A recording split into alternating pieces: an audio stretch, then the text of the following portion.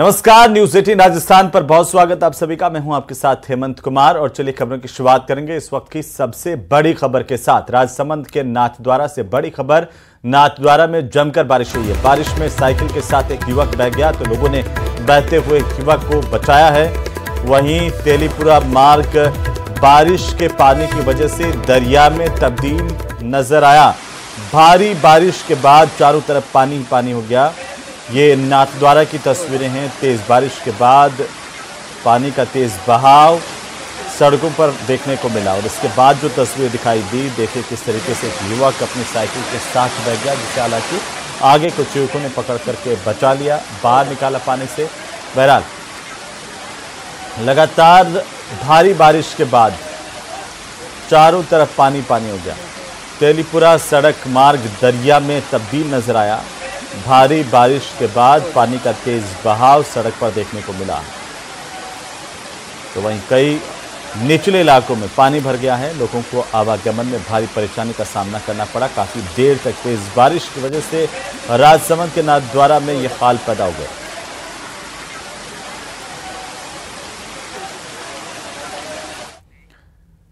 और इसी बीच अजमेर के किशनगढ़ से बड़ी खबर, जहां युवक ने ग्रामीणों पर फायरिंग की है। तालाब पर काम कर रहे लोगों पर फायरिंग करने की खबर है।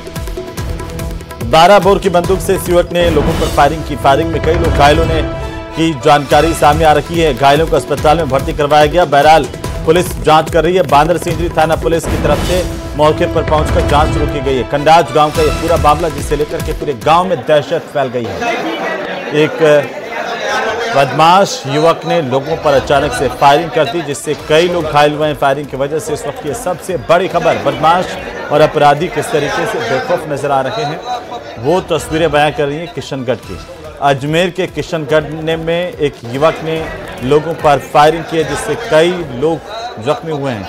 तालाब पर काम कर रहे लोगों पर इस युवक ने फायरिंग कर दी 12 बोर की बंदूक से। हालांकि ये फायरिंग क्यों की गई, ये युवक कौन है, क्या इसकी पहचान कर ली गई, ये तमाम सवाल हैं जिनका जवाब आना बाकी है। लेकिन फिलहाल जो जानकारी सामने आ रही है उसके मुताबिक कई लोग घायल हुए हैं।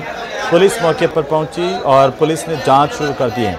बांदर सिंजरी थाना पुलिस मौके पर पहुंच करके जांच कर रही है। खंडाज गांव का ये पूरा मामला बताया जा रहा है। खंडाज गांव में इस फायरिंग की वजह से दहशत फैल गई है।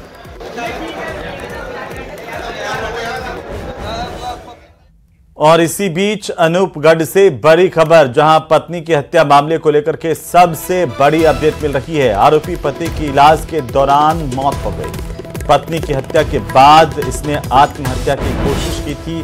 कीटनाशक पी करके और फांसी लगा करके इसने आत्महत्या की कोशिश की थी।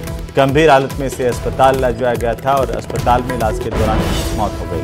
अब सोमवार को शव का पोस्टमार्टम होगा। अनूपगढ़ के गांव दो आलम का यह पूरा मामला, जिसे लेकर के बड़ी अपडेट सामने आ रही है।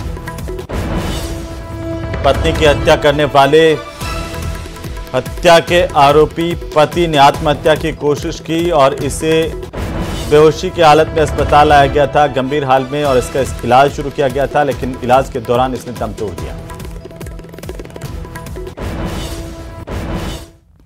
तो वहीं प्रॉपर्टी डीलर की पत्नी मंजू शर्मा हत्याकांड को लेकर के बड़ी जानकारी सामने आई है। इस हत्याकांड में पुलिस ने सनसनीखेज खुलासा किया है। मामले में खोनागुरियान थाना पुलिस ने एक 17 साल के नाबालिग को डिटेन किया है, जिसने इस हत्या को अंजाम दिया। मंजू शर्मा के किराएदार श्रीकांत शर्मा का यह भांजा युवक बताया जा रहा है। पुलिस ने बताया कि इस नाबालिग ने लूट के लिए पूरी वारदात को न केवल अंजाम दिया, बल्कि महिला की हत्या कर दी। जघन्य तरीके से इस नाबालिग की ओर से दिए गए हत्याकांड के अंजाम को लेकर के लगातार चर्चाएं तेज है। महिला के शरीर पर कुल 24 कट के निशान इस नाबालिग ने लगाए थे। पुलिस ने घटना के कुछ देर बाद ही नाबालिग को पकड़ लिया था, लेकिन नाबालिग सवालों के सही जवाब नहीं दे रहा था और इसीलिए खुलासे में एक वक्त लगा। आरोपी से लूटा गया सामान, मोबाइल, ट्रिमर, एक परफ्यूम रिकवर कर लिया गया है। मंजू शर्मा के घर पर श्रीकांत शर्मा अपनी पत्नी और मां कोकिला के साथ किराए पर रहता था, लेकिन किराए पर रहते हुए उसी के भांजे, नाबालिग भांजे ने इस इतने बड़े हत्याकांड को अंजाम दे दिया, कोई सोच भी नहीं सकता था। घटना वाले दिन मंजू शर्मा घर पर अकेली थी और आरोपी घर में घुसा, अपनी नानी कोकिला शर्मा के पास गया। दोपहर में करीब 1 बजे वो नीचे उतरा और मंजू शर्मा पर ताबड़तोड़ हमले किए। इसके बाद आरोपी ने अलमारी को तोड़ने की भी कोशिश की। अलमारी जब नहीं टूटी तो आरोपी ने मंजू शर्मा का मोबाइल फोन, एक ट्रिमर मशीन और परफ्यूम लेकर मौके से भाग निकला। बहरहाल 2 अलग अलग तस्वीरें हैं। आपको बता दें कि इस सनसनीखेज वारदात का खुलासा पुलिस ने कर दिया है। मंजू शर्मा की हत्या नाबालिग किराएदार ने की थी, जिसका खुलासा पुलिस ने कर दिया है।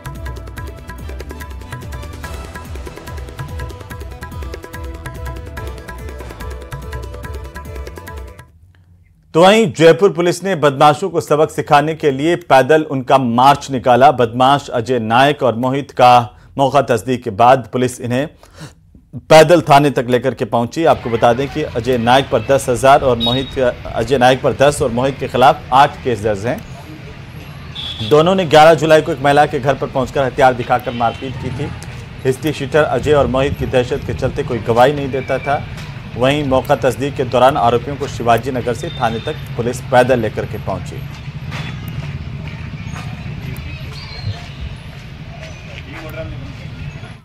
उधर भीलवाड़ा जिले के मंगरोप थाना इलाके में ट्रेलर की टक्कर से एक बाइक सवार फैक्ट्री मजदूर की मौत हो गई और इसके बाद मौके पर लोगों की भारी भीड़ लग गई। मजदूर की मौत से गुस्साए फैक्ट्री के दूसरे मजदूरों ने मुआवजे की मांग को लेकर फैक्ट्री के बाहर टायर जलाकर प्रदर्शन किया है। मजदूरों की मांग है कि मजदूर की आर्थिक स्थिति खराब है, उसके घर में कोई कमाने वाला नहीं है, इसीलिए उसे उचित मुआवजा दिया जाए। मुआवजा नहीं मिलने पर उन्होंने उग्र आंदोलन की चेतावनी दी है। सूचना मिलने पर मंगरोप थाना प्रभारी विवेक खरसाना माई जाब्ता के मौके पर पहुंचे, मजदूरों से समझाइश कर प्रदर्शन खत्म करवाया।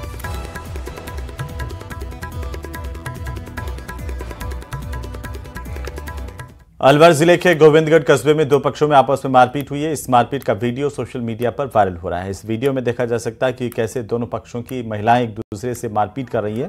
पुलिस ने रिपोर्ट के आधार पर केस दर्ज किया। जांच लक्ष्मणगढ़ के डीएसपी कैलाश जिंदल को सौंपी गई है। इस पूरे मामले को लेकर के पुलिस की जाँच जारी है।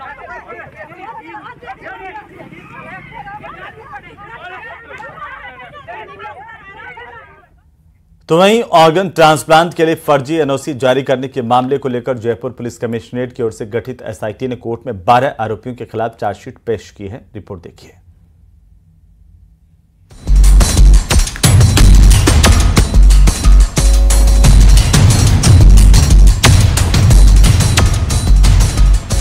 ऑर्गन ट्रांसप्लांट का खेल, चार्जशीट पेश।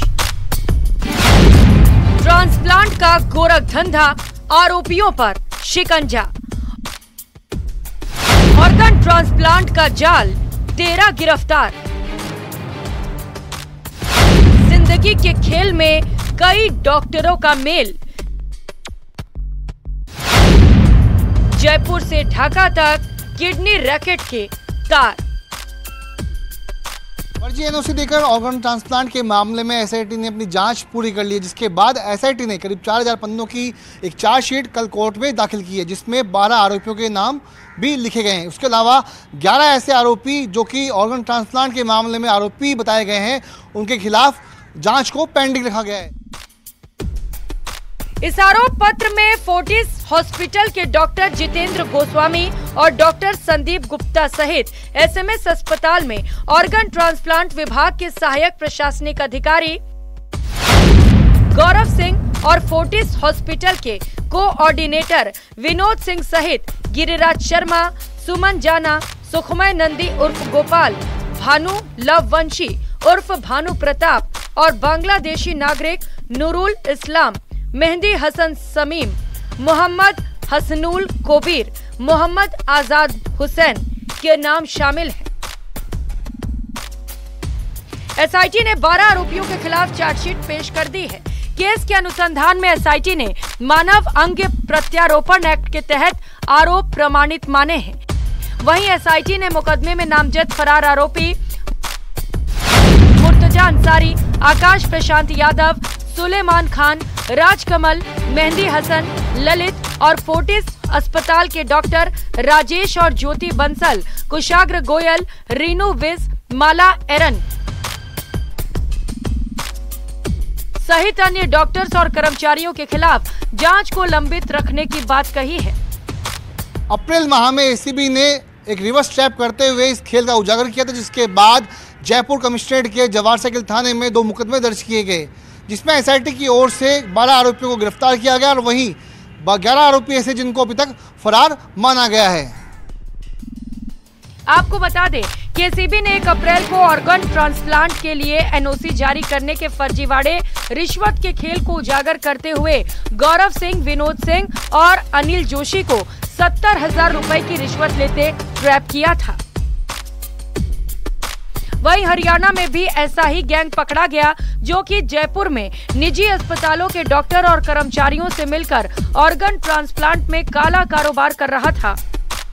तब जयपुर में जवाहर सर्किल थाना पुलिस ने भी 2 केस दर्ज किए, जिनमें जांच के लिए 8 सदस्यीय एसआईटी गठित की गई थी।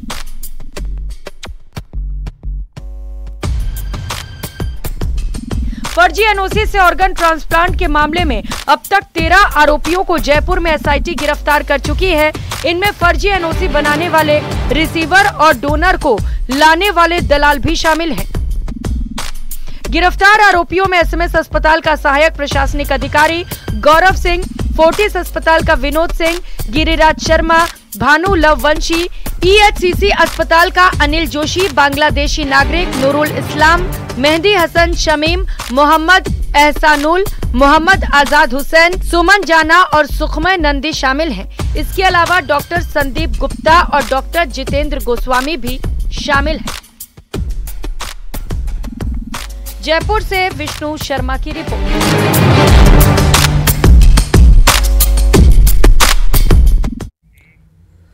तो वही कोटा ग्रामीण के रामगंज मंडी में गुरु पूर्णिमा के मौके पर रविवार को रामगंज मंडी साईं मंदिर में साईं महोत्सव का आयोजन किया गया। वहीं घरों में सत्यनारायण भगवान का पाठ भी किया गया। विभिन्न मंदिरों में विशेष अनुष्ठान किए गए। इस दौरान शहर में साईं बाबा की रथ यात्रा भी निकाली गई है और ये रथ यात्रा साईं कॉलोनी से शुरू हुई थी। वहीं महाआरती के साथ प्रसादी वितरण भी किया गया।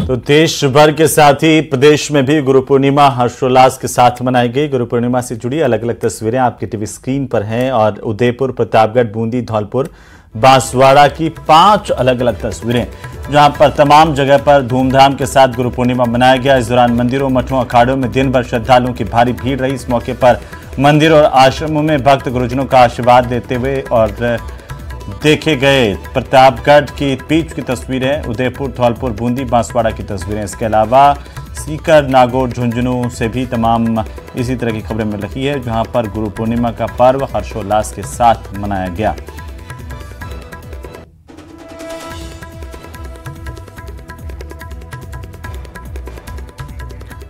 तो कल से सावन की शुरुआत हो रही है और सावन की शुरुआत और समापन दोनों ही सोमवार के दिन होने से बहुत ही दुर्लभ संयोग बन रहे हैं। देवस्थान विभाग की ओर से मंदिरों में विशेष अनुष्ठान की तैयारी की गई है। जयपुर के कई मंदिरों में भक्तों के लिए अभिषेक के लिए बुकिंग भी की व्यवस्था है और रिपोर्ट देखिए।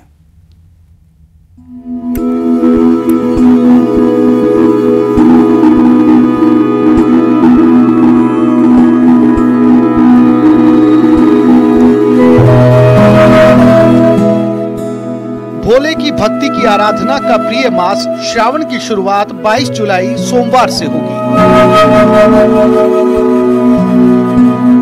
पूरे मास में कुल 5 सोमवार होंगे।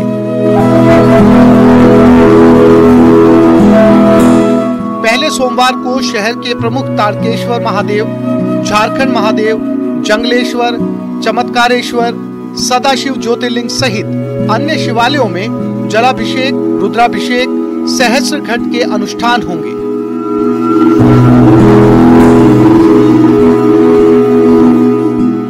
मंदिरों में रंग रोगन, साज सज्जा से लेकर अन्य तैयारियां अंतिम दौर में हैं।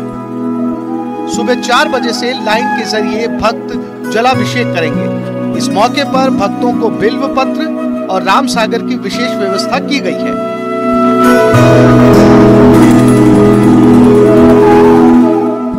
हर सोमवार को विशेष फूलों से सजी झांकी के भी दर्शन भक्त कर सकेंगे। तारकेश्वर महादेव मंदिर के पुजारी ने बताया कि हर सोमवार को सुबह भक्तों के सहयोग से 51 किलो घी की जलहरी चढ़ेगी। रोजाना विशेष फूलों का श्रृंगार, विशेष झांकी सजेगी। सुबह 4 बजे से दर्शनों की शुरुआत होगी। भक्तों के सहयोग से यहाँ साल भर गंगा जल हरिद्वार से मंगवाया जाता है। झारखंड महादेव मंदिर में मेले सा माहौल नजर आएगा। विशेष रोशनी के साथ ही महिला पुरुषों की अलग अलग लाइन रहेगी। प्रथम सोमवार से श्रावण का महीना माना जाएगा। इस बार श्रावण में 5 सोमवार आएंगे। इस वजह से सोमवार को विशेष भीड़ रहेगी, ज़्यादा ही भीड़ रहेगी। इसलिए सुबह भक्तों की व्यवस्था के लिए, सेवा पूजा की व्यवस्था के लिए रात सागर लोटे इनका इंतजाम किया जाएगा। बाकायदा लेडीज के लिए अलग लाइन लगेगी और पुरुषों के लिए अलग लाइन लगाई जाएगी। इधर देवस्थान विभाग के अधीन शिव मंदिरों में रुद्राभिषेक के अनुष्ठान होंगे। इसके लिए विभाग ने प्रति मंदिर राशि जारी की है, लेकिन पिछले साल के मुकाबले राशि में कटौती की गई है। अपने इतिहास के लिए खास इन शिवालयों में पहले 31,000 रुपए की राशि स्वीकृत होती थी, लेकिन इस साल ये राशि 21,000 रुपए ही मंजूर की गई है। 22 जुलाई को आमेर रोड स्थित मंदिर रामेश्वर में रुद्राभिषेक होगा। 29 जुलाई को चांदनी चौक स्थित प्रतापेश्वर महादेव मंदिर में रुद्राभिषेक। 5 अगस्त को हवा महल बाजार स्थित मंदिर चंद्रेश्वर में रुद्राभिषेक। इसके बाद झारखंड महादेव या नई के नाथ मंदिर में रुद्राभिषेक होगा। अलग अलग जिलों में कुल 40 से ज्यादा मंदिरों में अनुष्ठान होंगे।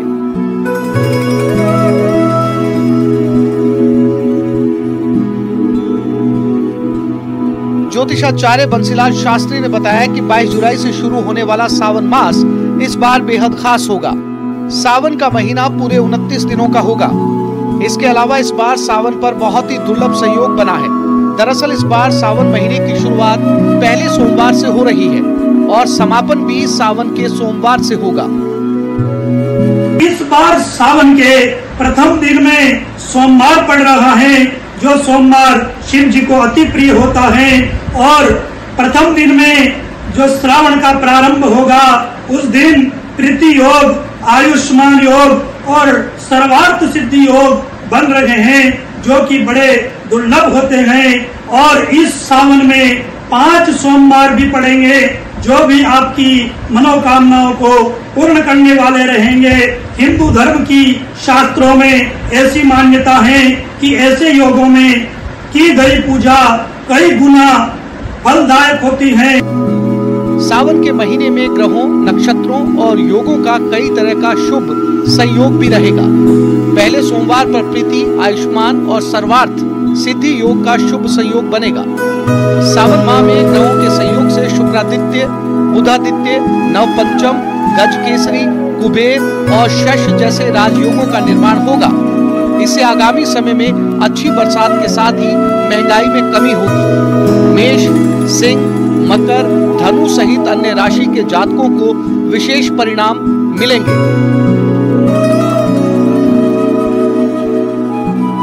न्यूज़ 18 के लिए महिमा जैन की रिपोर्ट।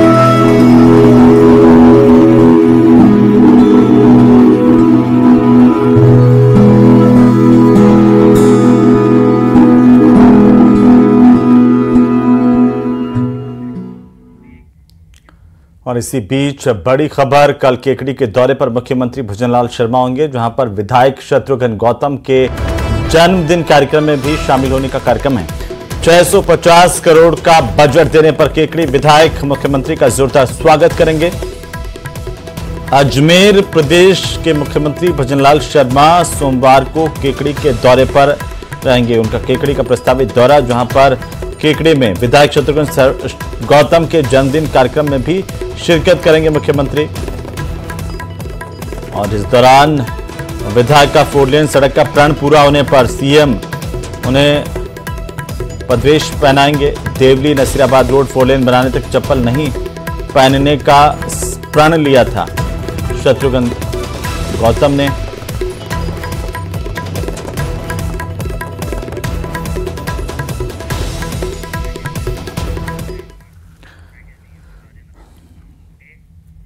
तो वहीं सुजानगढ़ के जयश्री गार्डन में बीजेपी नेता राजेंद्र राठौड़ ने कार्यकर्ताओं की धन्यवाद सभा को संबोधित किया है। उन्होंने कहा कि कांग्रेस ने हमारे क्षेत्र में लोकसभा चुनाव में जातिवाद का पेड़ लगाया, उसे बीजेपी का एक कार्यकर्ता नष्ट कर देगा। राठौड़ ने कहा कि पूरा देश जहां यशस्वी प्रधानमंत्री नरेंद्र मोदी को सपोर्ट कर रहा था, वहीं परिवार की राजनीति चमकाने के लिए यहां जातिवाद का जहर घोला गया।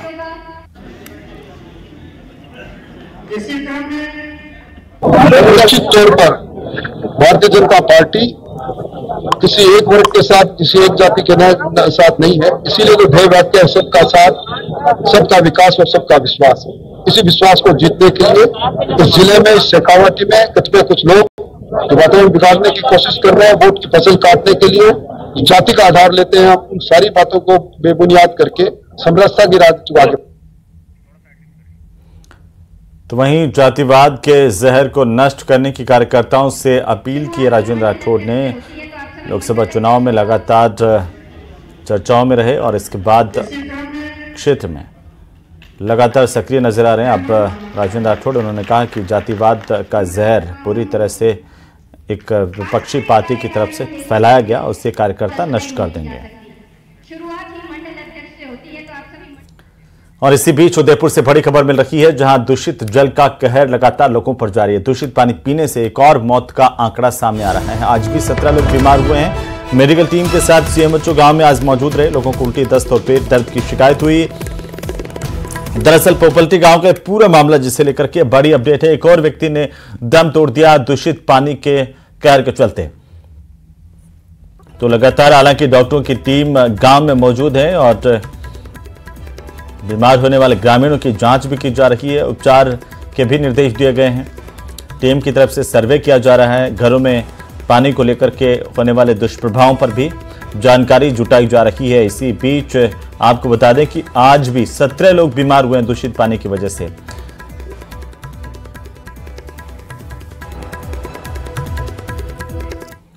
और इसी बीच राजधानी जयपुर से बहुत बड़ी खबर मिल रही है, जहां पर भजनलाल सरकार ने बड़ा फैसला किया है। गजेंद्र सिंह शेखावत फोन टैपिंग मामले को लेकर के राजस्थान सरकार का यह बड़ा फैसला। केंद्र सरकार के खिलाफ मुकदमा वापस लेने का निर्णय किया गया है। कांग्रेस सरकार ने, तत्कालीन कांग्रेस सरकार की तरफ से यह मुकदमा दायर किया गया था, जिसमें अतिरिक्त महाधिवक्ता शिवमंगल शर्मा ने अब आवेदन दाखिल किया है और यह मुकदमा वापस लेने की बात कही है। मुकदमे में कोई मेरिट नहीं है, इसीलिए इसे वापस लिया जाना चाहिए, ये कोर्ट में कहा गया है।